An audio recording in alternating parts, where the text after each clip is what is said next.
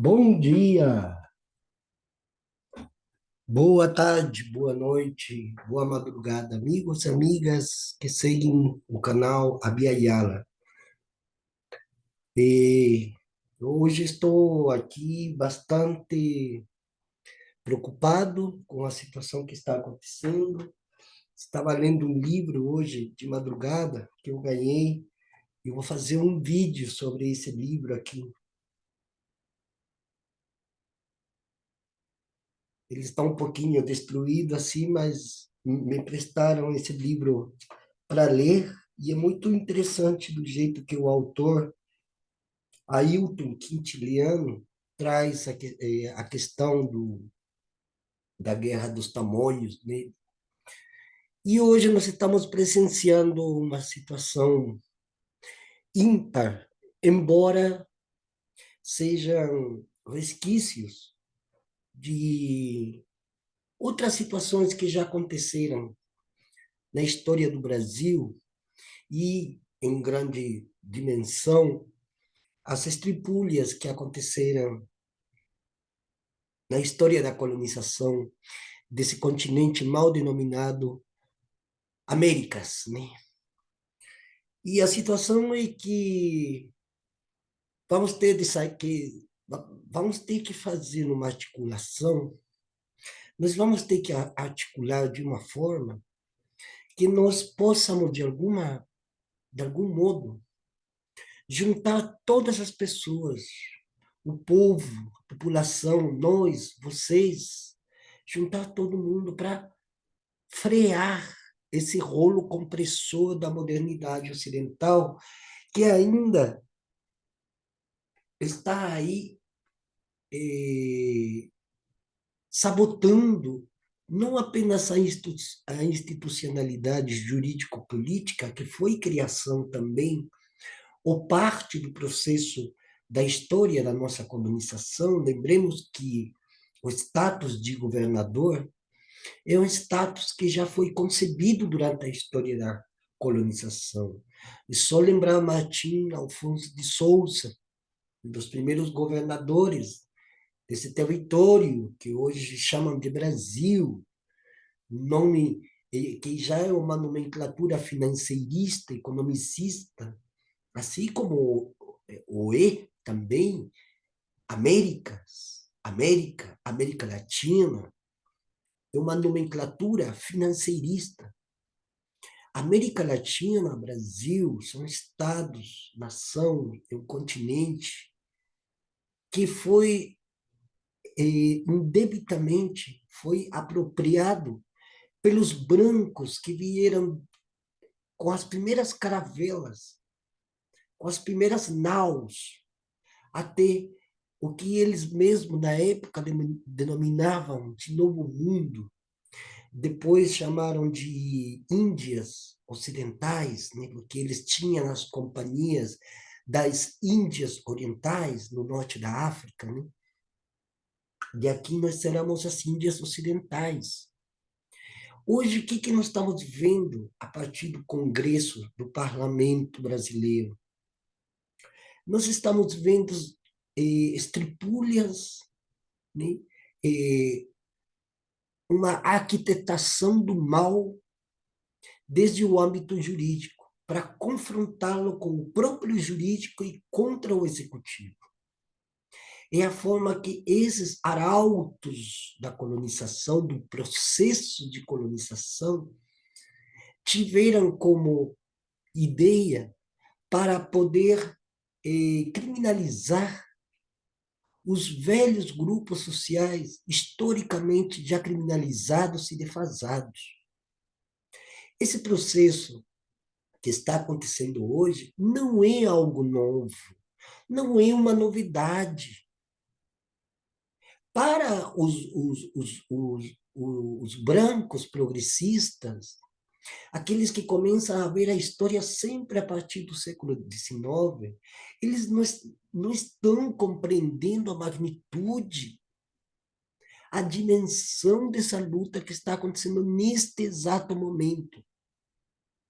Nós que somos descendentes de povos milenares, já sabemos que isso aqui já aconteceu repetidas vezes, inclusive em outros lugares do mundo. Então, é isso que eu estou querendo passar aqui. Tudo isso que você fala, que parece que aconteceu desde o século XIX, embora o século XIX tenha sido e é um referencial para os problemas atuais dentro de uma estrutura jurídico-política que se manteve nas condições atuais que ainda se mantém por força das leis que eles mesmos criaram e que são as mesmas leis que eles mesmos atropelam. Uma coisa que eu canso de dizer, pessoal, a mesma lei que diz te defender é a mesma lei que amanhã pode te encarcerar, porque a própria estrutura jurídico-política já está cimentada em cima dessa sedimentação que eles mesmos ajudaram a construir, soterrando, claro, soterrando outras formas de se organizar nesse mundo social, nesse mundo de coexistência entre seres humanos. Então, com essas leis que agora esses grupos ligados ao agronegócio, que não são grupos que nasceram ontem, esses grupos do agronegócio, eles vêm justamente desde o século XIX. E não é um efeito isolado aqui no Brasil. Em todos os territórios do continente, isso foi a mesma coisa. Tanto é que as independências, ou melhor, os processos independentistas que aconteceram durante o século XIX, principalmente, ou logo mais, da primeira revolução que houve aqui nas Américas, que foi a, a grande e corajosa Revolução Haitiana, que foi a primeira. Aliás, a história da América Latina é uma história extremamente mal contada por quem quer que seja que esteja escrevendo-a. Porque a primeira revolução indígena-camponesa se deu no que hoje nós conhecemos como Peru, Equador, Bolívia, com o Tupac Katari, antes da Revolução Francesa, quer dizer, lá em 1785 e bolinhas, depois a grande Revolução Haitiana, e daí vem a tal Revolução Bolivariana, que é a Revolução de Simão Bolívar, que ele começa a perceber justamente os restolhos, os resquícios da colonização na mentalidade, na subjetividade daqueles que estavam, na época, criando mecanismos legais, jurídicos legais e políticos para que a grande população não tivesse acesso à terra. A luta pela terra é uma luta crucial neste momento, porque no século XXI deve se encerrar de uma vez esse longo processo de colonização que começa com a chegada das caravelas, a 12 de outubro de 1492, no Caribe, e cujo processo de continuidade acabou atravessando também o território brasileiro, a partir, inclusive, antes da chegada de Pedro Álvares de Cabral. Porque já o Martim Alonso Pinzón, que já foi também contramestre das três naus de Cristóvão Colombo, já esteve aqui. E até mesmo eu já ouvi falar de, quando eu estive lá em Fortaleza, e eu conversei com pessoas antigas, na região da Barra do Ceará, na região do litoral oeste de Fortaleza, e onde já muitas pessoas me diziam, mas aqui foi o ponto do descobrimento, ou do tal descobrimento do Brasil, feito pelo Duarte Pacheco em 1497. Mas, em suma, o que eu quero tratar aqui é que todo esse processo de colonização que vem se dando em diferentes temporalidades, mas as bases desse processo colonizante, colonizatório, dá-se também nessa esteira jurídico e política, e jurídico-política, ambas as duas. O que significa jurídico-política? E eu acerto os ponteiros da lei e eu com eles neles que eu me baseio para poder imprimir meu rastro no mundo da vida. Como eu vou imprimir o meu rastro no mundo da vida? Bom, eles decidiram fazer daquele jeito que eles estão fazendo atualmente. Antes, em 1500, em 1600, em 1700, as leis eram feitas por um grupo muito minoritário de pessoas vindas de Portugal.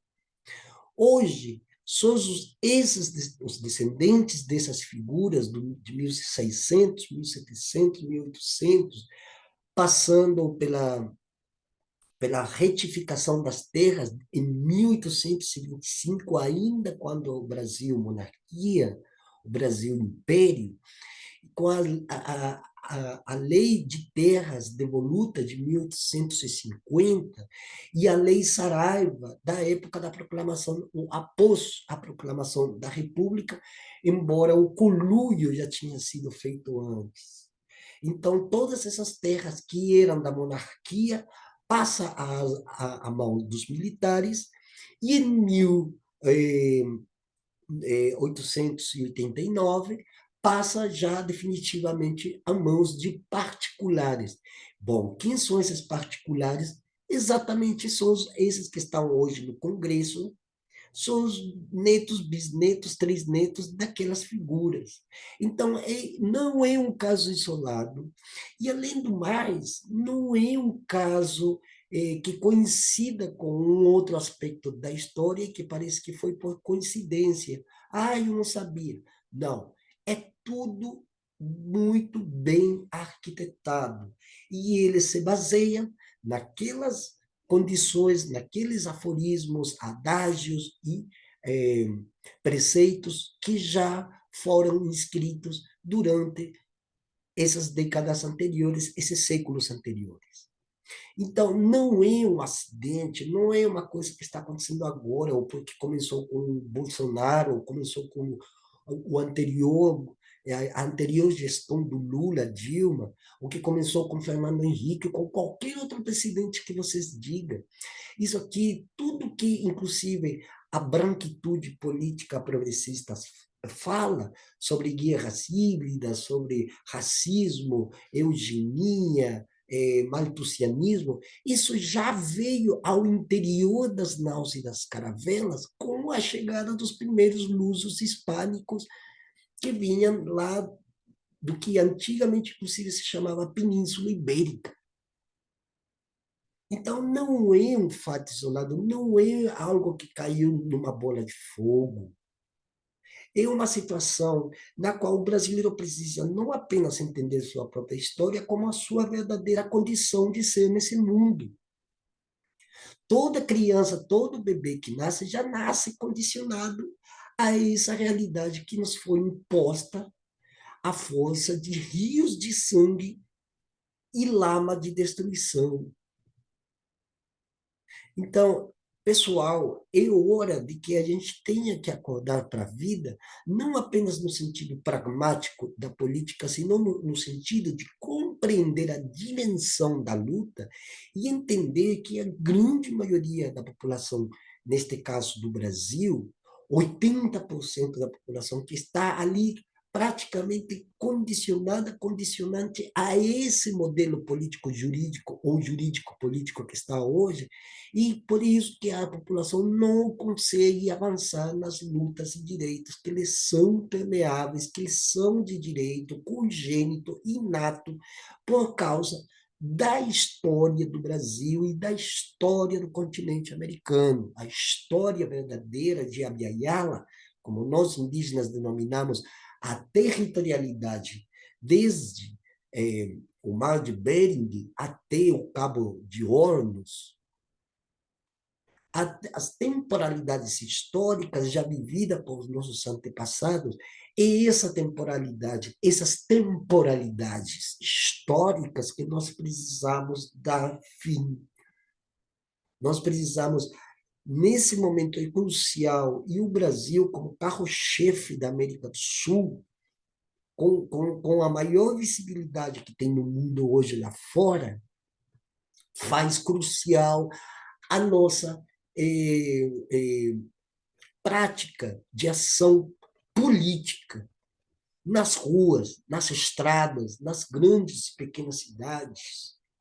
É necessário que o povo saia para as ruas, é necessário mostrar a força desse 80% da população que está maltratada, fudida, cagada, mal paga e esquecida pelo Estado. O Estado é a consagração da violência colonial que já vinham sofrendo os primeiros habitantes, que já estavam aqui quando da chegada dos colonizadores. Então, é essa a proporcionalidade da luta que nós estamos levando, porque nós sabemos que essas figuras que representam esse tal de universo agrário são as mesmas figuras que defendem as mesmas pautas de morticínio e destruição na Argentina, no México, no Chile, e que dirá nos restantes pequenos e coitados países já golpeados, né, esfacelados, dilacerados por todos os processos históricos que têm acontecido em cada um dos estados-nação, mas que descendem desse processo de história colonial perversa, maldita, maledicente, nefasta, retrógrada, canibal, assassina, criminosa. Qualquer pessoa que vier me contestar aquilo que eu estou falando, inclusive as coisas que eu posto nas redes, em Facebook, vai ter que vir com um argumento muito forte para me convencer do contrário. Porque para mim não resta dúvida alguma que os assassinos que mataram todos os indígenas desde a chegada deles, dos portugueses aqui no Brasil, os intuitos dos atuais não são em nada diferenciados com o intuito desses canalhas, primeiros criminosos que vieram aqui, que estiveram aqui, que se somaram à fila dos bandeirantes para caçar indígenas, para maltratar negros e para abocanhar indebitamente terras que nunca lhes pertenceu. Porque bem fala o parente Ailton Krenak, que se os portugueses tivessem chegado aqui de forma humilde, honesta, para criar uma outra experiência humana, poderiam estar aqui até o dia de hoje sem problema algum. Mas bastou eles mostrarem suas garras, suas unhas ferozes, atrozes, essas garras de coitados, as aves de rapina. Não tem ave de rapina que faça nada, nem verossemelhante com aquilo que são capazes de fazer esses seres humanos que ocupam os poderes do Estado, e que em nome de não sei que Deus, pátria, não sei de que tal de liberdade, não sei de que tal família, eles cometem os mais graves atropelos à própria vida humana e à própria vida dos seus próprios congêneres, dos seus herdeiros físicos e também políticos. É necessário compreender, pessoal, que essa guerra é uma guerra que nós estamos levando à morte. E eu não tenho medo de dizer não. O dia que me tocar também estar nas fileiras, engrossando as fileiras para esse enfrentamento, lá também estarei. Porque eu tenho convicção e tenho argumentos de tudo que eu falo, de tudo que eu digo e da minha forma de sentimento, que com a qual eu reproduzo essa fúria, que é a fúria ontológica, montada pelos velhos brancos, descendentes dos primeiros brancos, canalhas, miseráveis, egoístas e ignorantes, porque são ignorantes. Eu estive assistindo todas as audiências públicas de Santa Catarina, a audiência de ontem na Câmara de Deputados, ouvi as falas e os comentários no chat, e eu me dei conta da ignorância, do obscurantismo, da Idade Média, da qual a América Latina não consegue se livrar, e essa mesma Idade Média que está aqui no Brasil. Nós somos todos depositários desses 13 séculos de Idade Média, 13 séculos também de morticínio e carnificina, que fizeram no próprio continente deles, porque esses brancos europeus cometeram genocídios tenebrosos, escabrosos, na própria terra deles. Por isso eu faço essa live aqui para alertar a vocês, pessoal, que a história nunca se deteve e que a partir dos textos do grande filósofo que ainda eu tiro o meu chapéu, Walter Benjamin, quando ele discute pela primeira vez na história da filosofia, a história foi escrita pelos vencedores. Cadê a história dos vencidos? Pois bem, aqui há um resquício da história dos vencidos. E essa história nunca ninguém jamais apagará. Vamos para a luta, vamos ocupar as ruas, vamos persuadir a população nos bairros, nas estradas, nos bares, nos colégios, nas universidades, onde seja, onde vocês estejam, se tiverem realmente consciência de ser um ser humano, vocês vão ter coragem. Mas se vocês não têm consciência, se vocês são inadimplentes, até subjetivamente, com a própria consciência de cada um de vocês, é melhor vocês ficarem em casa. Nós, que temos convicção e que temos argumentos para mostrar o porquê que essa realidade atual é tão brutal como qualquer outra realidade já comentada, inclusive por filósofos ocidentais, como Rousseau ou Voltaire, que dizia: vivemos o pior dos mundos possíveis. Pois bem, vivemos o pior dos mundos possíveis. Vamos para a luta para mudar essa realidade. Falou para vocês.